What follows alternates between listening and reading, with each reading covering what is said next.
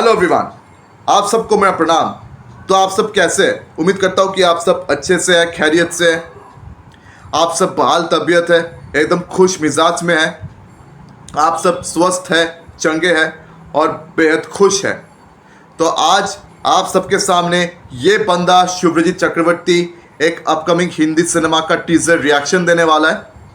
तो उस सिनेमा का नाम है 120 बहादुर, जिसको प्रोड्यूस कर रहे हैं एक्सेल एंटरटेनमेंट और इस फिल्म को डायरेक्ट कर रहे हैं रजनीश खाई, जो कि बिल्कुल नए नाम है।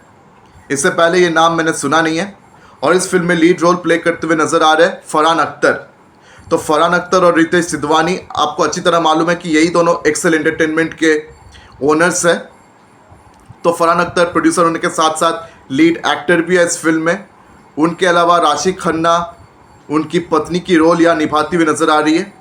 और भी कई एक्टर्स इस फिल्म में हैं। विवान भट्टेना है, एजाज खान है और भी कई अभिनेता अभिनेत्रियाँ इस फिल्म के साथ शामिल है।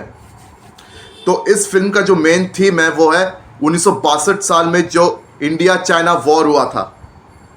खासकर रेजंगला में जो लड़ाई लड़ी गई थी, 120 भारतीय जवान और 3000 चाइनीज आर्मी, 3000 चाइनीज जवानों की आर्मी। तो ये लड़ाई बहुत ही मशहूर है हमारे इतिहास में। लेकिन ऑनेस्टली इस लड़ाई के बारे में मुझे कुछ मालूम था ही नहीं। इस फिल्म के टीज़र को देखने के बाद मुझे इस लड़ाई के बारे में पता लगा। और फरहान अख्तर को और पूरे बॉलीवुड को मैं इस बात के लिए शुक्रिया अदा करना चाहता हूँ कि उनकी वजह से ऐसे वीर बहादुरों की कहानी हमें जानने को और सुनने को मिल रहा है। क्योंकि ऐसी कहानी हम सबको मालूम होना चाहिए और ऐसी कहानी हम सबको प्रेरणा देता है, हम सबको बहुत इंस्पिरेशन देता है और हम सबको ये याद दिलाता है कि देशभक्ति होता क्या है। इस टीज़र में एकदम भर भर के देशभक्ति है, इस बात पे कोई शक नहीं। और सबकी परफॉर्मेंसेस बहुत बढ़िया लग रहा है। फरहान अख्तर, उनका कैरेक्टर का नाम है मेजर शैतान सिंह भाटी, जो कि एक सच्चा कैरेक्टर है। सच्ची में ये कैरेक्टर था, मैं ये कह रहा हूँ। और 18 नवंबर 1962 साल में रेजंगला में उस युद्ध में वो शहीद हुए थे। तो उनके 120 जवानों ने जिस तरह की लड़ाई लड़ी थी, बिना डरे उन्होंने ये लड़ाई लड़ी। वो लोग अंत तक ये लड़ाई लड़ते गए, उन्होंने कभी सर झुकाया नहीं। तो उनका वीरता, उनका सैक्रिफाइस यानी उनकी कुर्बानी, उनकी हिम्मत, उनका लड़ाई, इस चीज़ का मैं बहुत इज्जत करता हूँ। वैसे ही मेरे दिल में इंडियन आर्मी के लिए बहुत इज्जतें हैं, बहुत इज्जत करता हूँ इंडियन आर्मी की। और 1962 साल में इन्होंने जो लड़ाई लड़ी थी बिना डरे, मतलब ऐसा लड़ाई लड़ने के लिए बहुत जिगरा चाहिए, बहुत बड़ा जिगरा चाहिए। 3000 चाइनीज़ जवानों की आर्मी के खिलाफ सिर्फ 120 बहादुर भारतीय सिपाही लड़े थे। इस लड़ाई में वो सब शहीद हुए थे, लेकिन उनकी हिम्मत, उनकी कुर्बानी, उनकी वीरता, उनकी देशभक्ति, ये आज भी अमर है हमारे इतिहास में। ये हमेशा हमेशा के लिए अमर रहेगा। और इस अमर कहानी के बारे में इस फिल्म के ज़रिए हमें मालूम पड़ रहा है। इस फिल्म के ज़रिए हम इस अमर कहानी को अपने आंखों के सामने देखेंगे। तो ये अमर कहानी, ये एक फिक्शनल बायोपिक है। क्या है कि हमारे देश में, इंडिया में, खासकर हमारे इंडिया में ज़्यादातर बायोपिक्स जो होते हैं वो फिक्शनल बायोपिक्स होते हैं।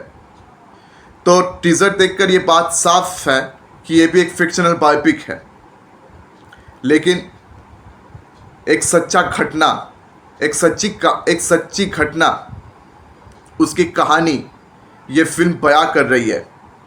हमारे इतिहास का एक बहुत बड़ा हिस्सा है जिसके बारे में हम में से बहुत सारे लोगों को मालूम नहीं।